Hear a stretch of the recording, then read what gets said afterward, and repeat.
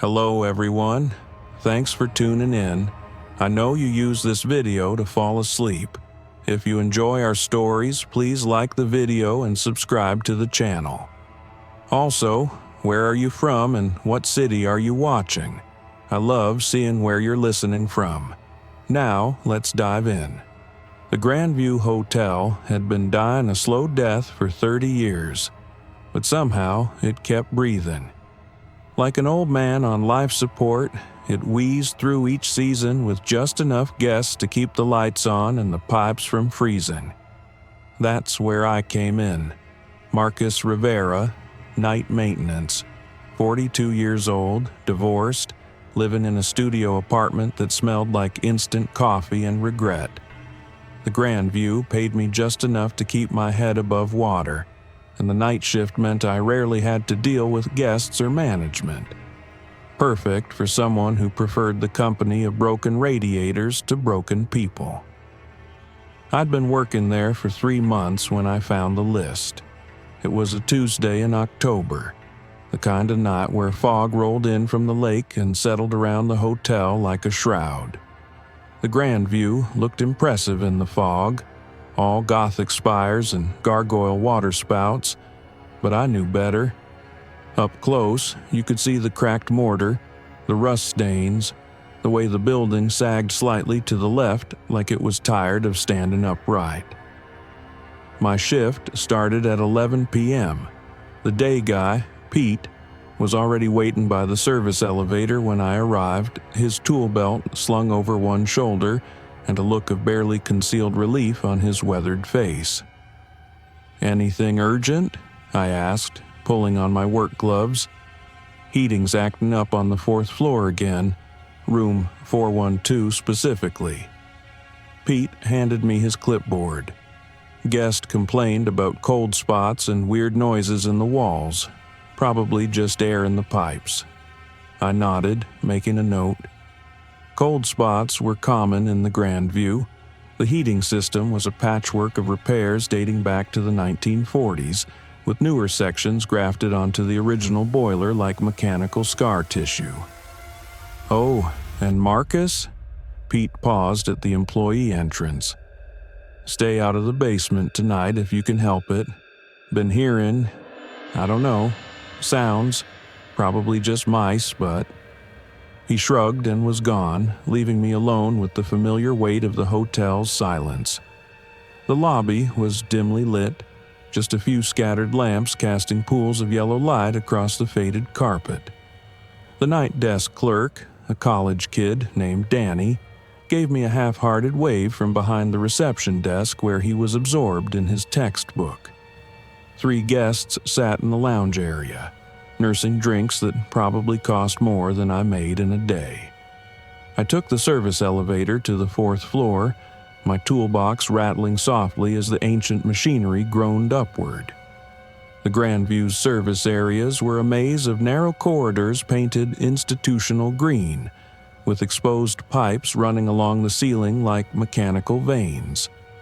I'd learned to navigate by the sound of different mechanical systems, the whisper of the ventilation, the gurgle of water in the walls, the distant hum of the main electrical panel. Room 412 was at the end of a long hallway lined with faded photographs of the hotel in its heyday.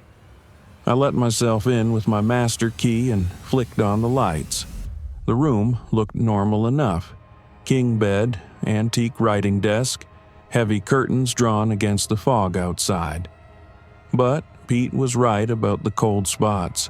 The area near the window felt at least 10 degrees colder than the rest of the room. I knelt by the radiator and pressed my ear to the pipes. Nothing unusual. No air bubbles, no irregularities in the water flow. I checked the thermostat, the window seals, the ventilation grates.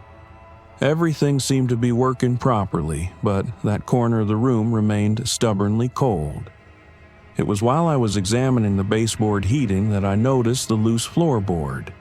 The wood was warped slightly, creating a small gap where it met the wall.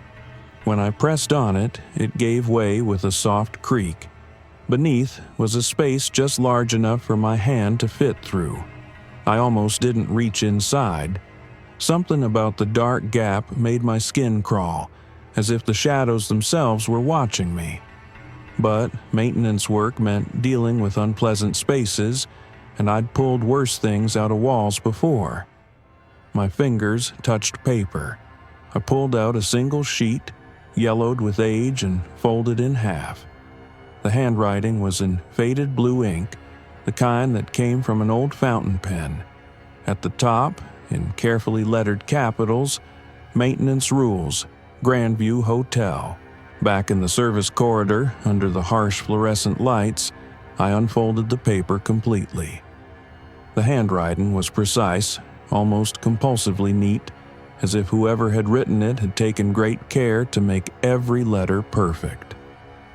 Maintenance Rules, Grandview Hotel for night shift personnel. Only never enter the basement between 2 a.m. and 4 a.m. The boiler room door must remain locked during these hours. If you hear knocking from inside the walls, do not investigate. Log the incident in the maintenance journal, but do not attempt to locate the source. Room 237 is permanently out of order. Do not enter under any circumstances. If guests report problems with this room, redirect them to the front desk.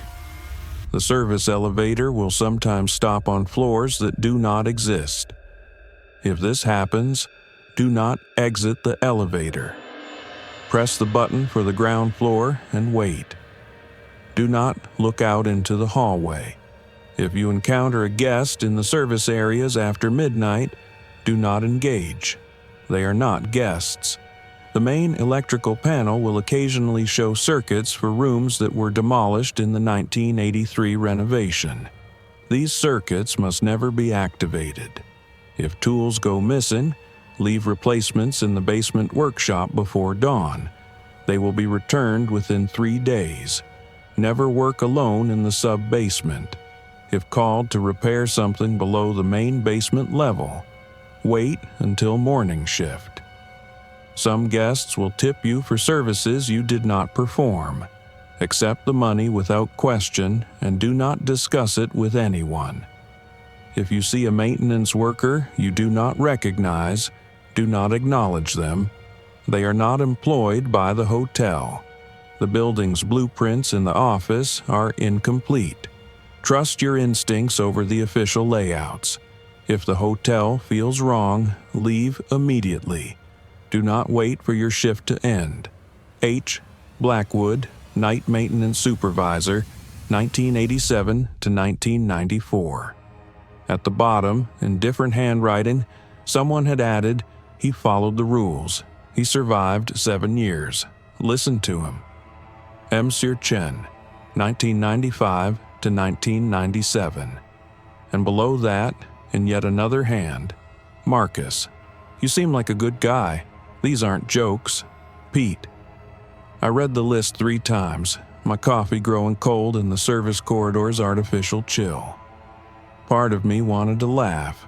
Hotel employees love to mess with newcomers, and this seemed like an elaborate prank designed to spook the new guy.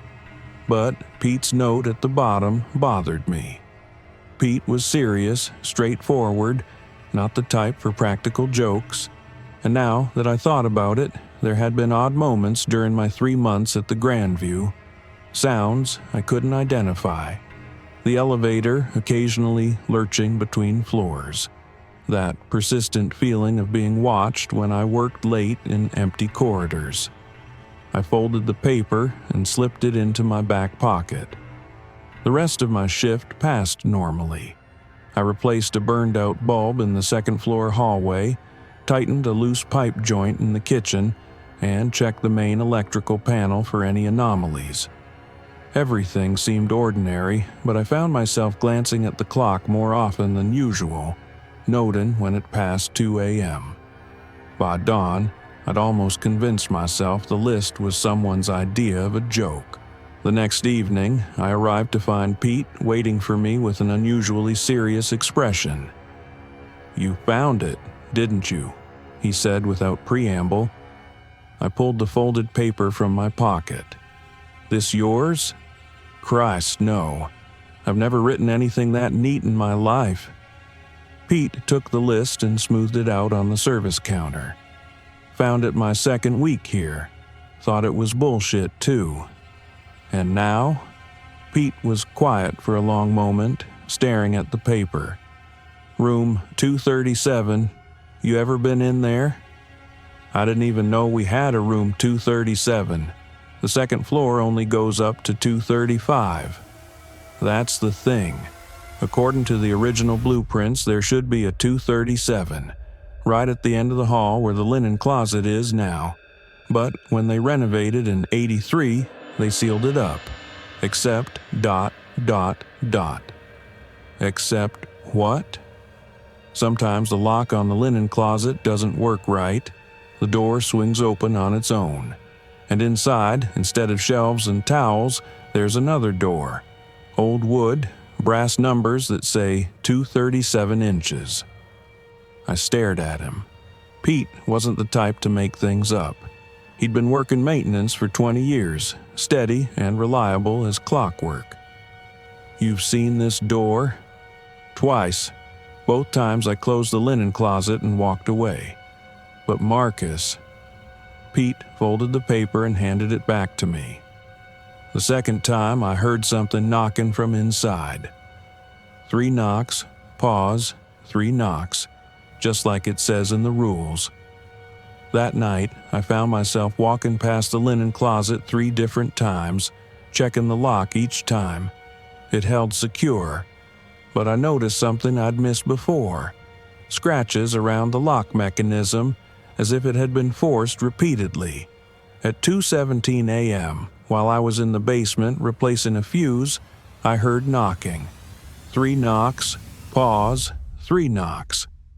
The sound seemed to come from everywhere and nowhere, reverberating through the walls with a hollow, echoing quality that made my teeth ache. I stood frozen in the electrical room, listening. The knocking came again, more insistent this time. It was definitely coming from inside the walls, somewhere above my head. My first instinct was to investigate, to track down the source and identify the problem. Instead, I walked to the maintenance office and wrote in the logbook, October 15th, 2:17 a.m., knocking sounds from inside walls, basement level. No investigation performed per protocol. The knocking stopped as soon as I finished writing. By the end of my first week with the rules, I'd encountered 3 of the situations they described. The knocking came regularly now, always between 2 and 3 a.m., always from inside the walls. Each time, I dutifully logged it without investigating. Each time, the sound stopped once I made the entry. The service elevator had stopped on a floor that didn't exist, twice. The buttons showed floors 1 through 6, but both times the elevator had shuddered to a halt and the doors had opened onto what the display said was the 7th floor. I'd glimpsed a long hallway lined with mirrors before pressing the ground floor button and keeping my eyes fixed on the elevator walls as instructed. And I'd received my first mysterious tip. Mrs. Henderson in room 314 had pressed a crisp $20 bill into my hand that morning, thanking me profusely for fixing her sink. The problem was, I'd never been in room 314. According to my logs, the room's plumbing was working perfectly and had been for months. "You saved my vacation, dear," she'd said with genuine warmth. "I don't know what I would have done if you hadn't come by last night." I'd taken the money as the rules instructed, but the encounter left me deeply unsettled. On my 8th night, I encountered Rule 5. I was on the 3rd floor around 1:30 a.m., investigating a guest complaint about a dripping sound in the walls when I saw him. A middle-aged man in pajamas and slippers, walking slowly down the service corridor as if he belonged there. My first instinct was to ask if he needed help. Guests weren't supposed to be in the service areas, but sometimes they got lost looking for the ice machine. Then I remembered the rule. If you encounter a guest in the service areas after midnight, do not engage. They are not guests. The man walked past me without acknowledgement, his movement slightly wrong in a way I couldn't define. Too fluid, maybe, or too purposeful. He reached the end of the corridor and opened the door to the stairwell. As the door swung closed behind him, I caught a glimpse of the stairwell beyond. It wasn't the stairwell I knew. The walls were covered in different wallpaper, old-fashioned roses on a cream background, and the stairs descended much farther than they should have. I waited 5 minutes before checking the stairwell myself. It was exactly as it should be. Concrete walls painted institutional green, stairs leading down to the second floor and up to the fourth. No sign of the man in pajamas. That same night, I made a discovery that changed everything. Rule 7 mentioned a basement workshop where missing tools should be left. In my 3 months at the Grandview, I'd never seen such a workshop. The basement contained the boiler room, electrical systems, storage areas, and a small office where the maintenance logs were kept, but no workshop. But Rules 7 and 8 both mentioned a sub-basement, which was something else I'd never seen. As far as I knew, the Grandview only had one basement level. I decided to explore. The basement was a maze of mechanical rooms and storage areas connected by a network of narrow corridors. I'd mapped most of it during my first month, but there were sections that seemed off-limits. Doors marked with warnings about electrical hazards or structural damage. One such door was located behind the main boiler, hidden in an alcove filled with spare pipes and old furniture. The sign read, "Condemned, structural damage, no entry by order of City Inspector, 1983. The lock was old and corroded. It took me 15 minutes with a pick set to open it. Beyond the door was a staircase leading down into darkness. The air smelled of machine oil and something else, something organic and unpleasant that reminded me of meat left too long in a hot car. The steps were concrete, worn smooth in the center from decades of use. At the bottom was the workshop. It was larger than any room I'd seen in the hotel, stretching away into shadows that my flashlight couldn't penetrate. Workbenches lined the walls, covered with tools I didn't recognize. Strange amalgamations of metal and wood that hurt to look at directly. Some of the tools moved slightly when I wasn't looking at them, settling with soft clicking sounds like insects. But it was the far wall that made me understand I was somewhere I shouldn't be. Hanging there, mounted like trophies, were the uniforms of the hotel's night maintenance workers. Dozens of them, each bearing a name tag. I recognized some of the names from the maintenance logs: H. Blackwood, Mr. Chen. Others were older, the fabric of their uniforms dating back decades. In the center of the collection was a newer uniform, still crisp and clean. The name tag read M. Rivera. I ran.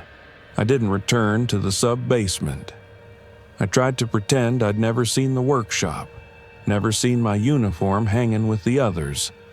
But the knowledge sat in my stomach like a cold stone, growing heavier each night. The hotel was changing around me. Corridors I'd memorized led to new destinations. Rooms appeared where walls should be. The service elevator developed a mind of its own, stopping at floors that shifted and changed when I wasn't looking directly at them. And always, there was the growing certainty that something was watching me. On my 14th night with the rules, the linen closet door was standing open.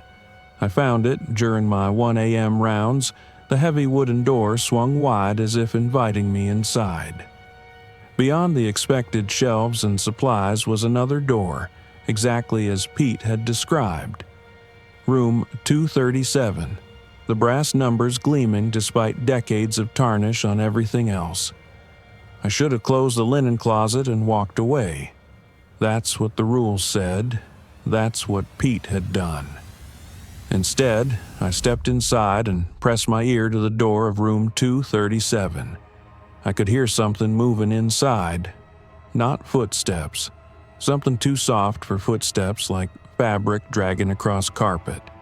And underneath that, a sound like breathing, but wrong somehow. Too wet, too labored. The door handle turned easily under my hand. Room 237 was wrong in ways I couldn't immediately define. The proportions were off. The ceiling too high, the walls meeting at angles that didn't quite make sense. The furniture was from different eras: a Victorian writing desk, a 1950s television set, a modern office chair that swiveled slowly back and forth as if recently occupied. But it was the photographs that made me understand what I was seeing.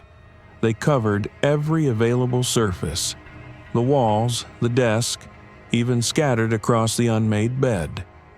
Hundreds of black and white photographs showing the same scene.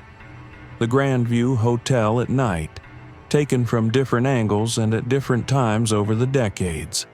In some, the building looked new and prosperous. In others, it was decaying. Windows boarded up, ivy crawling up the walls.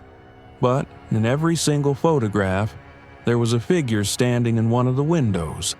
A man in maintenance coveralls, visible just as a silhouette against the lit room behind him. As I moved through the room, examining the photographs more closely, I realized the figure was always in a different window. 3rd floor, 5th floor, basement level. Always watching, always waiting. In the most recent photographs, I could make out the man's face. It was mine. I was still staring at the photographs when I heard the door close behind me. The thing that had closed the door wasn't human, though it wore human shape like an ill-fitting suit. It stood in the doorway, blocking my exit, and smiled with too many teeth. "Marcus," it said, and its voice was the sound of pipes settling in old walls. "We've been waiting for you." I backed away until I hit the far wall, photographs crackling under my shoulders. "What are you?" "We are the hotel, Marcus. We are every night shift worker who came before you, everyone who learned the rules and followed them faithfully." The thing that wasn't human gestured to the photographs. H. Blackwood, Mr. Chen, all the others whose names you've seen in the logs, they became part of something greater. The uniforms in the workshop. Rewards for good service. When a maintenance worker proves himself, when he shows he truly understands the hotel's needs, he earns a permanent position. I thought of Pete's serious face, his warnings about the rules. Pete doesn't know, does he? He's been following the rules, but he doesn't know what they really mean. Pete will learn in time, as you have learned, as they all learned. The thing moved closer, and I could smell it now. Machine oil and decay, and the musty scent of old buildings. The hotel needs caretakers, Marcus. People who understand that some places are more than brick and mortar. The Grandview has been feeding for almost a century, growing stronger with each passing year. But it needs guides, shepherds to help it hunt. The guests who aren't guests, the tools that move when you're not looking, the elevators that go to floors that don't exist. The hotel hunts, but it needs help. Each maintenance worker serves 7 years, learning the rules, guiding victims to the right places at the right times. After 7 years, they join us permanently, and we recruit someone new. I understood now why Pete had seemed relieved when I'd arrived for my first shift. He'd been there 6 years and 11 months. He was almost free. And if I refuse, The thing's smile widened impossibly. "The hotel is hungry, Marcus. If you won't help it hunt, you become the prey." I had a choice, but it wasn't really a choice at all. Serve the hotel for 7 years, guiding victims to their deaths, then join the collective consciousness that inhabited its walls, or die immediately and feed the thing that had grown in the building's bones. I chose a third option. I broke the rules. Instead of accepting the thing's offer or fleeing in terror, I pulled out my phone and started taking pictures.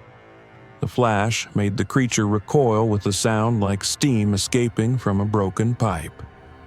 "The hotel doesn't like light," I said, remembering how the supernatural events always occurred in dim areas, in service corridors and basements. "That's why maintenance work happens at night. That's why the rules keep us in the dark places." I took more pictures, the bright flashes illuminating room 237 in stark detail. With each burst of light, the room seemed to become more normal, the impossible angles straightening, the mismatched furniture fading into more conventional hotel furnishings. The creature was screaming now, a sound like feedback from a broken intercom. It lunged for me, but I was already moving, bursting through the door back into the linen closet. I didn't stop taking pictures as I ran through the hotel. Flash after flash in the service corridors, the stairwells, the basement. Each burst of light seemed to weaken whatever lived in the building's shadows, made the walls more solid, the floors more level. In the main electrical panel, I found the circuits for rooms that didn't exist, just as the rules had warned. Instead of leaving them alone, I started flipping switches, flooding the hotel with light. Emergency lighting, service area illumination, even the decorative lighting in public areas that was normally turned off at night. The building shuddered around me like a living thing in pain.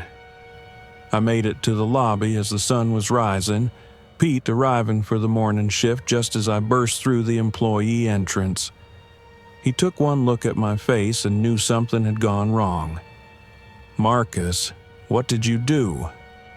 "I broke the rules," I said, pulling out my phone to show him the pictures. But the screen showed nothing, just image after image of empty hotel corridors and rooms, no trace of the supernatural elements I'd photographed. I broke all of them. I tried to explain to Pete what I'd seen, what the hotel really was, but without proof, I sounded like someone having a breakdown. The photographs on my phone showed nothing unusual. Room 237 was just the linen closet again, with no evidence there had ever been another door. Pete listened with the patience of someone who'd seen new employees crack under the stress of night shift work. He convinced me to take a few days off, get some rest, maybe talk to someone. I never went back to the Grandview Hotel, but I've been researching it ever since, following threads through newspaper archives and city records. The Grandview was built in 1923 on the site of a boarding house that had burned down with 17 people inside. The original building had been a way station for traveling workers, men who moved from job to job, city to city, people who wouldn't be missed if they disappeared. Over the decades, the Grandview has had an unusually high turnover rate among night staff. Maintenance workers, security guards, cleaning staff, they'd work for a few months or years, then vanish without notice. Some left letters of resignation. Others simply stopped showing up. The hotel is still operating. Pete is still working the day shift, though he put in for a transfer to days permanently after I left. The night maintenance position has been filled by a young man named David Kim. I've tried to contact him, to warn him, but he won't return my calls. The hotel management told him I'd suffered a breakdown, that I'd become obsessed with conspiracy theories about the building. Maybe they're right. Maybe I did have a breakdown. Maybe the stress of working nights, of being alone in a creaky old building, finally got to me. But 3 weeks after I quit, I received an envelope in the mail. No return address, postmarked from downtown. Inside was a $20 bill and a note in shaky handwriting. "Thank you for fixing the heating in my room. You saved my life. Mrs. Henderson, room 314. I'd never met Mrs. Henderson. I'd never been to room 314. I work days now, at a modern office building with fluorescent lights and no history of mysterious disappearances. I sleep at night like normal people do. I've almost convinced myself that what happened at the Grandview was a stress-induced hallucination. Almost. But sometimes, when I'm working late at the office and the building settles around me in the quiet hours after midnight, I remember the rules. And I've developed some new ones. Trust your instincts. If a place feels wrong, it probably is. Question authority when that authority asks you to ignore obvious warning signs. Take pictures. Even if they don't show what you saw, the act of documenting can be protective. Don't work alone in places that hunt. Some jobs aren't worth the money. If someone gives you a list of rules for surviving your workplace, pay attention. Not everyone who disappears is really gone. Some become part of the places that consumed them. Old buildings have long memories, and some of them are hungry. The maintenance workers who came before you might still be watching. If you break the rules and survive, keep breaking them. The moment you start following them again, you're lost. I don't know if David Kim will figure it out in time. I don't know if anyone can save the people who work at the Grandview Hotel now, but I know this. The hotel is still hungry. It's still hunting. And somewhere in its walls, in the space between what is and what should be, the maintenance workers who came before are still on duty, still following the rules, still guiding new victims to their fate. The Grandview Hotel is still accepting applications for night maintenance staff. The pay is competitive. The hours are flexible, and they're always looking for someone who can follow simple instructions, someone who won't ask too many questions, someone who will obey the rules. Don't be that someone. Trust me, I used to work there and I barely got out alive. The rules saved my predecessors for 7 years each, just long enough to become part of the thing they were serving. They were never meant to save anyone permanently. They were meant to make the prey compliant, to turn potential victims into willing participants. Break the rules, break them all. And when you do, run like hell and never look back. Because the Grandview Hotel is patient and it has a very long memory. And somewhere in its basement workshop, there's still a uniform hanging on the wall with your name on it, waiting for you to claim it. Don't.